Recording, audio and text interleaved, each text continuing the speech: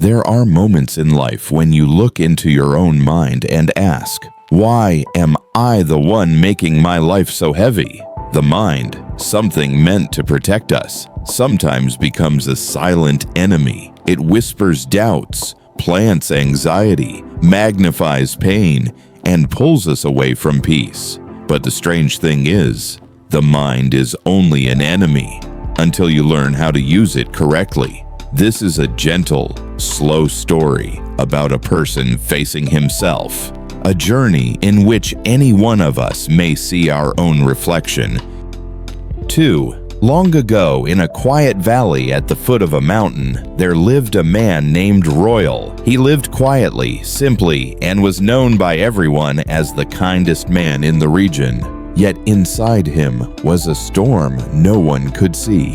Royal felt exhausted by endless thoughts, fear of mistakes, worries about the future, the haunting sense that he was not good enough. Although he lived in a peaceful place, his mind was a silent battlefield that never rested.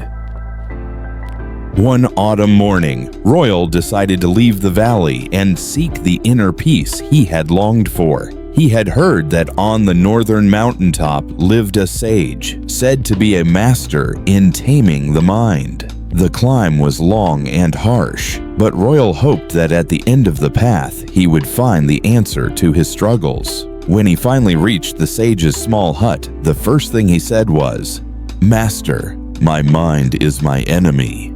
How can I escape it?"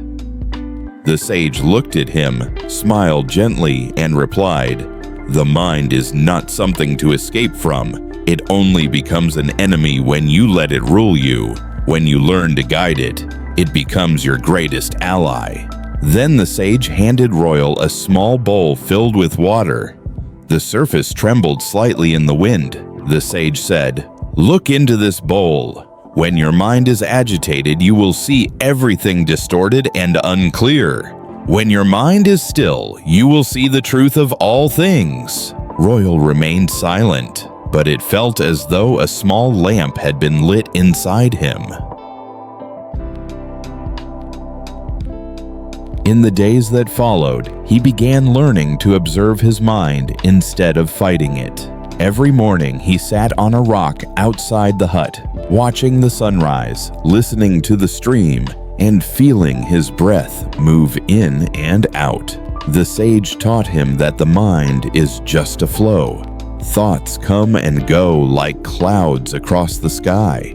When we cling to them, they become chains. When we observe them, they simply become natural movements of life. Royal practiced pausing whenever his mind started magnifying fear. He learned to ask, "Is this real, or is the mind reacting?" One day, Royal reflected on his past. He remembered mistakes, regrets, and things he wished he hadn't done.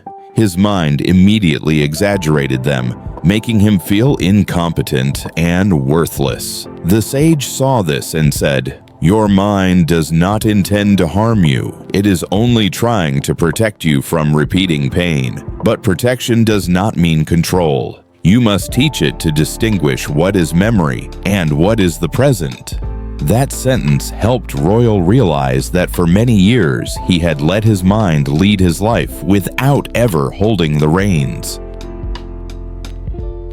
One bitterly cold winter day, Royal stood looking at snow covering the distant peaks. He realized he had lived his entire life defensively, always anticipating what could go wrong, while missing the life unfolding in front of him.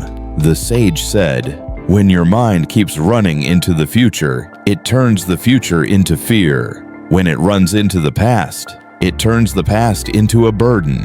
Only when you keep it in the present moment do you become truly free." Those words pierced through the truth Lum had been avoiding for so long.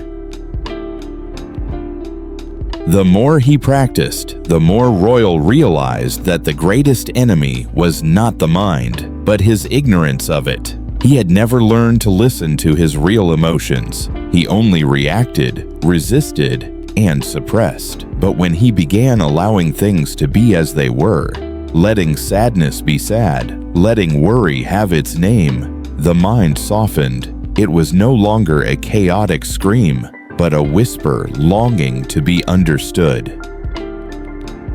One evening, after months of practice, Royal sat by the fire with the sage. He asked, "Master, I feel lighter now, but I'm still afraid that one day the noise in my head will return." The sage replied, "The noise will always return. The difference now is that you know how to face it. The enemy does not disappear, you simply no longer see it as an enemy." Hoyle watched the flames and realized that peace does not mean the absence of storms, but knowing you can stand firm within them.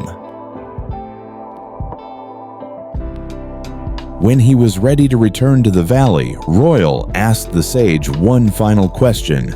"What is the greatest lesson I must take with me?" The sage said, "Remember this. The mind betrays you when you place it on a throne, but it serves you when you guide it with awareness." Royal bowed deeply. On his way down the mountain, he felt like a new person, not because his mind had become silent, but because he had learned to reclaim the ownership of his life.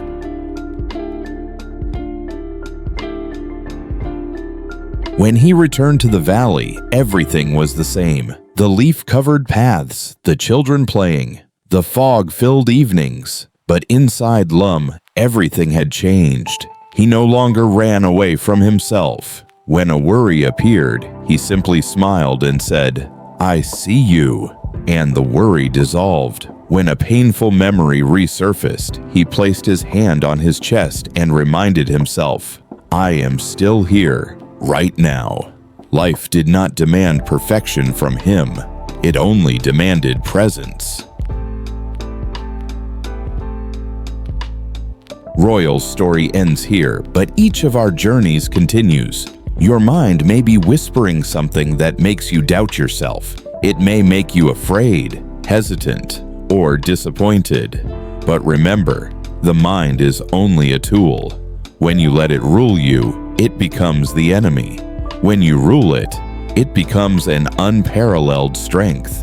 If this gentle journey has touched you, give yourself the chance to go deeper into the path of awareness. Don't forget to follow along so we can walk together in the next stories, where every step leads us back to ourselves.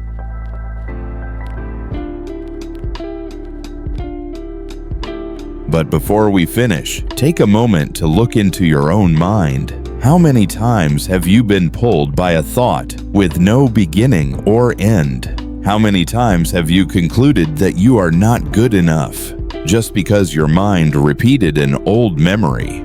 How many times has your mind dragged you into pointless battles simply because it believed you were being threatened? When you see this clearly, you will understand that most of life's suffering does not come from circumstances, but from how the mind interprets them. And you have every right to relearn how to see, how to react, how to breathe through those inner movements.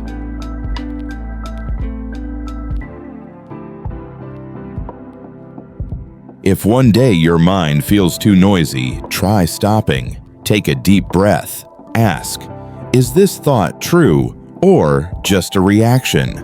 That small question can save you from hours of anxiety. Remember, what you think does not always reflect reality. The mind often uses memories, fears, and distorted experiences to project onto the present. But you, the one who observes, can choose not to believe it. You can choose to stand outside that whirlwind, observe, and let go.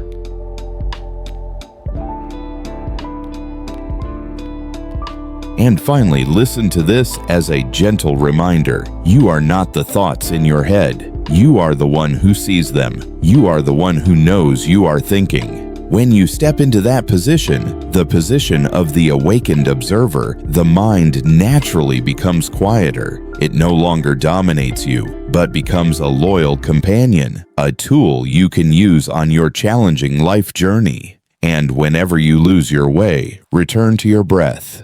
The breath is the doorway to the peace you thought you had lost. Before we close this story, imagine yourself sitting somewhere quiet, perhaps on your porch, under a tree, or beside a warm cup of tea on a foggy morning. Take a minute to ask yourself, if my mind no longer fought against me, how much lighter would my life be? You may find yourself less tense, less afraid of failure, less obsessed with pleasing others. You will begin to see that most barriers in your path do not come from the outside world, but from the stories your mind has told you for years. And when you change that story, your life changes naturally, gently, and deeply. So give yourself a little more patience, a little more kindness. The mind cannot transform overnight, but day by day, breath by breath, you will learn to live in harmony with it. And that is true freedom. If this story touched you, continue walking with Stoic Penglai. Each week, we learn together to return to gentle peace.